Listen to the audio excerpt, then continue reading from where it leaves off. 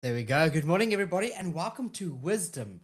Once again, every single Tuesday, 5:30 to 6 a.m. in the mornings, and you're so welcome here. If this is your first time joining, quick disclosure, you can head up to our socials, to our link in our bios, and you will see Wisdom has been running now for 21 weeks. It's going to run for 31 weeks. And all the previous episodes and content are up on our YouTube channel. It's not yet mature, or our Spotify, Apple podcast channels, everything like that. So just browse through our history. Wherever you're watching from, you'll find the links, and it's absolutely amazing having you here this morning. So I want to begin with the only possession you have that you cannot keep. And already I know exactly, you know where I'm heading with this. It's not your money. You can keep your money. You can store it. You can hide it. You can grow it. You can hand it to someone else to watch. It's not your health, not your name, not your work. All of those in some form you can kind of like hold on to, right? There is exactly one thing you own this morning that is leaving whether you like it or not. It is leaving right now. It left while I said that sentence, and it is leaving while you hear this one.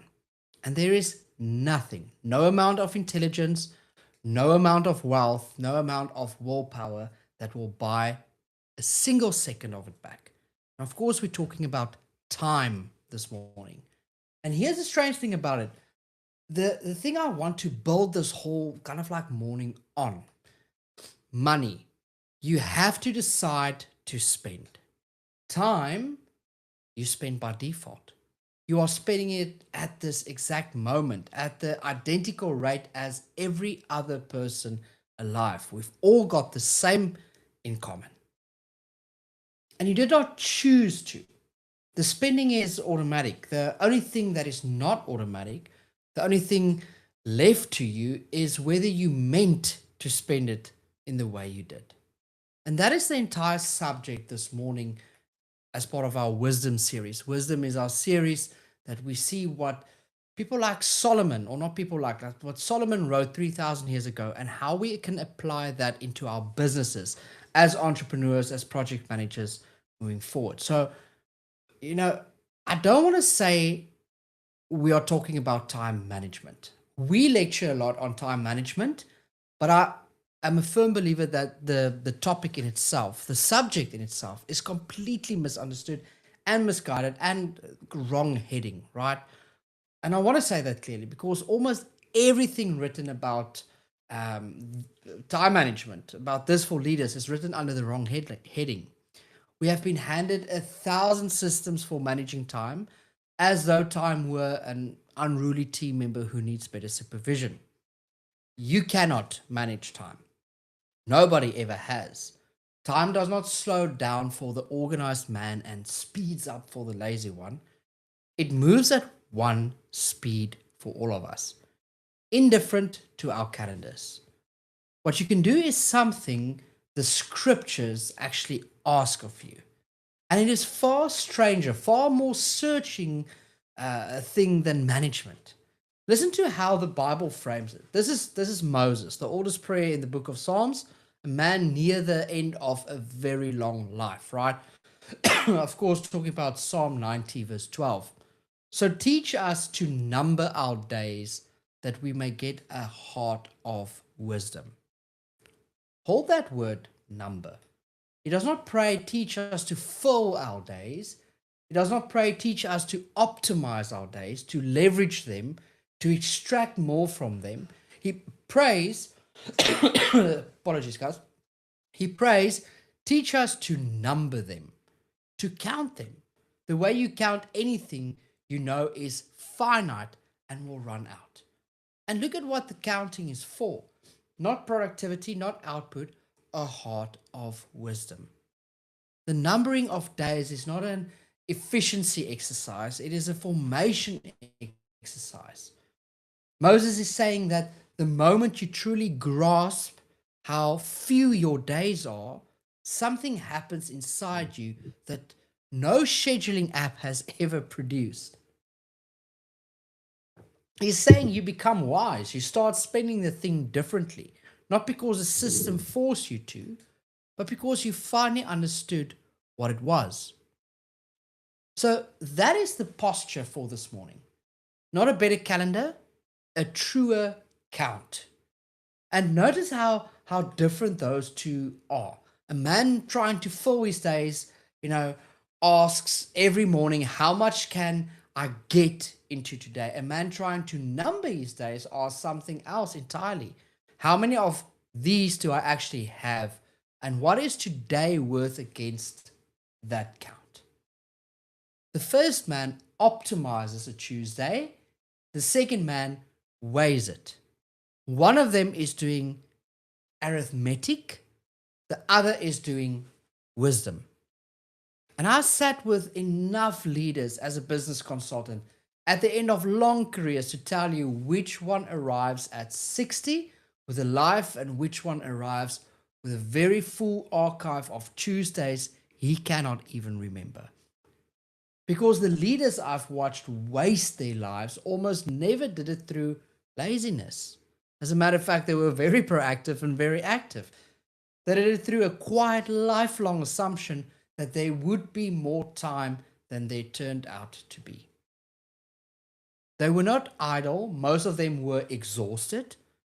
They simply never sat down and numbered the days. And so they spent 40 years as though they had 400. Let me show you the 3 ways that goes wrong and then one way it can go right. The first way we lose time is is the one nobody photographs because there's never a single moment, I would say, to photograph, right? Take a picture of. Proverbs gives us a picture of it, and I find it almost unbearable in how accurate it is. The writer says he went for a walk, and on his walk he passed a piece of land. Watch what he sees, right? It's in Proverbs 24, verse 30 to 34. We've read this quite a number of times in our Proverbs journey, and actually Proverbs 24, today is the 23rd. This should be your proverb for tomorrow if you're reading a proverb every single day. That's what kind of like, I would say, encouraged or started this entire series of wisdom. So it reads as follows. I passed by the field of a sluggard, by the vineyard of a man lacking sense, and behold, it was all overgrown with thorns. The ground was covered with nettles, and its stone wall was broken down. Then I saw and considered it.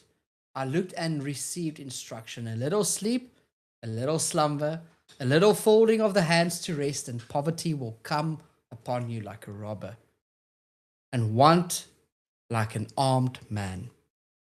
And I want you to follow the writer's eyes because he is doing something kind of like deliberate when he writes that. He does not start with a man, he starts with the land. Overgrown with thorns, choked with nettles, the wall, the boundary, the thing that kept the field a field broken down and kind of like lying in pieces.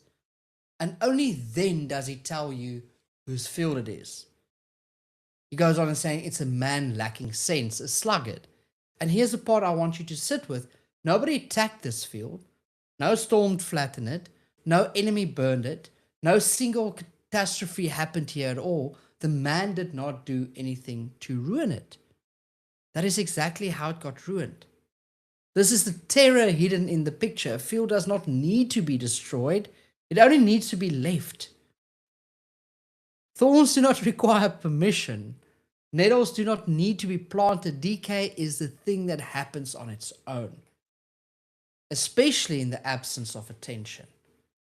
You do nothing, and the nothing is what does it. And then the writer tells you how the leaving actually happens. And it is the most honest line in the passage, right? A little sleep, a little slumber, a little folding of the hands. Not a decision to waste a decade. Nobody decides that. A little, and then a little more. Each one defensible, each one nothing on its own. A man does not lose his field in an afternoon of kind of like grand laziness. He loses it in 1,000 small, reasonable permissions to not tend it just yet. And then the last image, poverty will come upon you like a robber, like an armed man. It arrives suddenly. It feels sudden. One day the man looks up and the field is gone and it feels like a robbery, like something was taken from him overnight. But it was not taken overnight. It was given away by the teaspoon over the years in increments so small that not one of them ever felt like the moment if it was lost. Now, hear this as a man who runs a business, right? Not as a man reading an old poem. Your years do not leave you in disasters. I've watched leaders survive every disaster you can actually name. The years leave you the way the field went, through the unguarded gap. The scroll you did not decide to start, the meeting that you should have been, 3 lines of a message, the let me just quickly check that quietly ate the one clear hour you had all day. None of them a catastrophe, all of them a little folding of the hands. And Proverbs has a brutal little line for the busyness we used to hide it from ourselves. And it's in Proverbs 14, verse 23. It says, in all toil there is profit, but mere talk tends only to poverty. Read that, kind of like listen to the two halves, or if you read it, read the two halves against each other. Toil, it's actual work, the field genuinely tended, produces something, but mere talk, motion that feels like work and isn't, the meeting about the meeting, the endless circling, tends only to poverty. You can be the busiest man in the building and still be the sluggard in the passage. The field does not care how tired you are. It only asks whether you tended it or merely talked about it. So the first loss of time is not idleness in the obvious sense. It is attention given by default instead of on purpose. The hours nobody chose, the field nobody attacked, and nobody tended, slowly becoming thorns. But there's a loss of time deeper than the unguarded field. And it does not come from the careless man. It comes from the careful one, the planner, the strategist, the leader who is anything but a sluggard. It is the quiet assumption that he owns tomorrow. Proverbs names it directly, and the bluntness of it stops me every single time. Proverbs 27, verse 1 says, do not boast about tomorrow, for you do not know what a day may bring.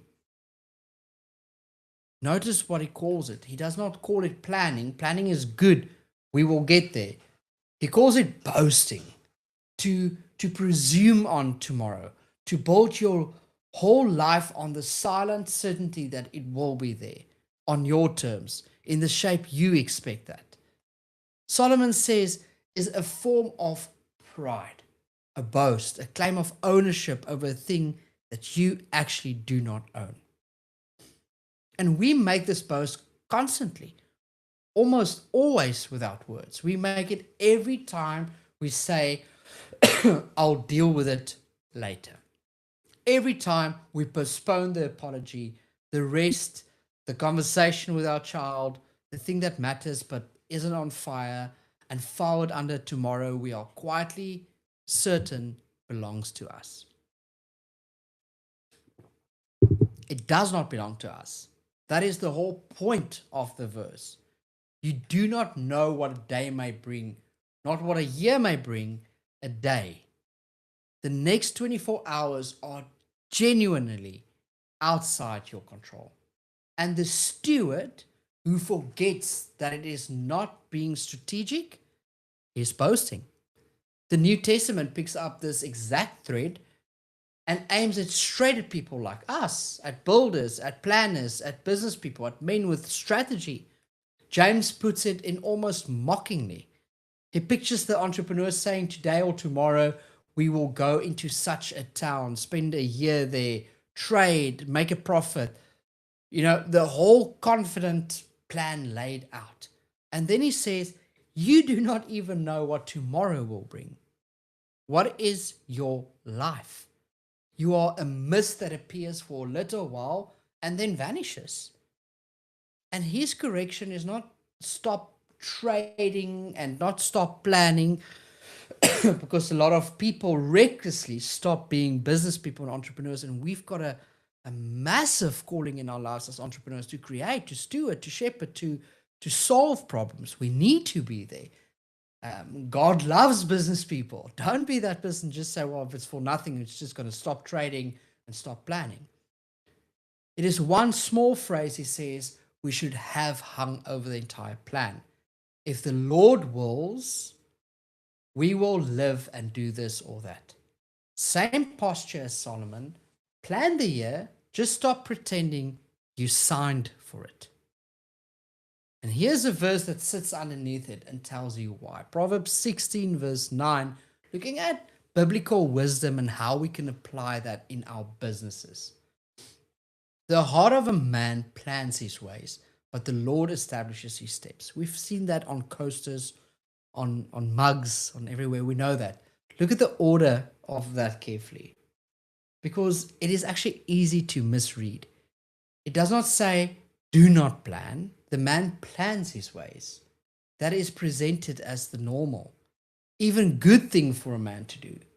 The heart plans. That's fine. What the verse does is name who actually establishes the steps. You plan the way. You should plan the way. God establishes the walking of it, meaning you hold the map and he holds the road. And the wise man is the one who never confuses the two. That's wisdom. That's how you apply wisdom in your entrepreneurial journey. Now, I have to be careful here because there is a lazy way to hear this. Somebody always hears the Lord establishes his steps and concludes, then why should I plan at all?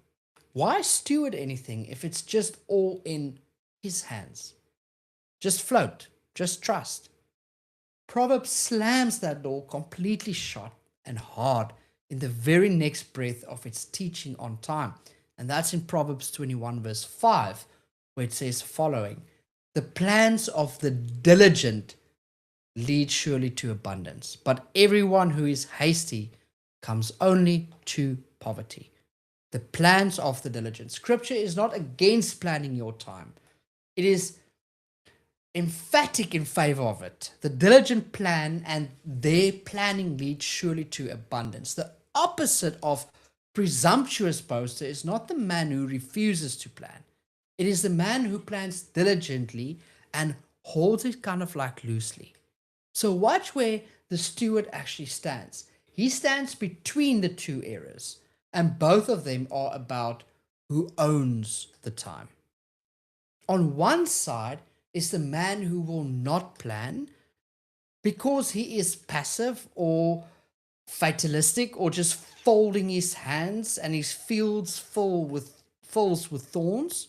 On the other side is the man who plans as though he is the owner of the estate, who boasts about tomorrow, who has never once written a plan with the words of, if the Lord wills anything near his heart, and who will one day discover, like every man before him, that the steps were never his to establish. The steward plans like the first man works and trusts like the second man cannot. He fills the calendar diligently and then he opens his hand over the calendar because he knows the difference between the one who holds the map and the one who holds the road. And that is the turn I want you to feel this morning. Stewardship of time is not at the deepest level a productivity skill. It is a posture of the heart that has stopped pretending to own what it was only ever lent. Which brings me to the last thing and the most important. Because once you have stopped pretending you own all the time in the world, a real question finally becomes possible. Not how do I get more done, a better one. What is this hour actually for? Solomon, son of wisdom, literature, Ecclesiastes, gives us the line everyone half knows and almost no one applies to a calendar. And it's in Ecclesiastes 3 verse 1. It says, for everything there is a season and a time for every matter under heaven. We tend to read that as poetry. It is not poetry, it is allocation. What it means for a man with a diary is that your hours are not interchangeable. They are not a uniform fuel that you pour into whatever is loudest. Each one belongs to a season. There's a time for the urgent thing and a time for the slow thing, a time for building and a time for resting, a time for the work that pays this quarter and a time for the work that pays in 20 years only. And wisdom, the heart of wisdom that Moses prayed for, is largely the skill of matching the hour to the season it actually belongs to, instead of letting the urgent devour every hour by default. And here's where what we do wrong as leaders. And it is not where I would say you would expect. We spend time, they spend their time almost entirely on what pays back soon. The deal closing this month, the fire burning today, the number due this quarter, and it feels reasonable. It feels like diligence because all of it is real and all of it matters. This is the quiet violence the urgent does, to the important. The urgent thing is never evil. It is just loud and it is always now and has a way of presenting itself as the only adult choice in the room. So the hour that belonged to the slow season, the season of building a person or mending a trust or simply being present somewhere it would not show up on a dashboard, gets quietly handed to the loud season instead. Not once, not dramatically, the same way the field went. A little at a time, each surrender perfectly defensible until a man looks up one day and realizes he gave 30 years to the things that were merely urgent and almost nothing to the few things that were actually his to plant. But a steward of time learns to do something that looks, on the surface almost irresponsible. He spends some of his hours on things that will not pay back in any season he is sitting in. The old picture for this is the man who plants a tree he knows he will never sit under. He will be gone before it gives shade. He plants it anyway for whoever is standing where he stood a generation kind of like after he's gone. And bring that into a company, into a life.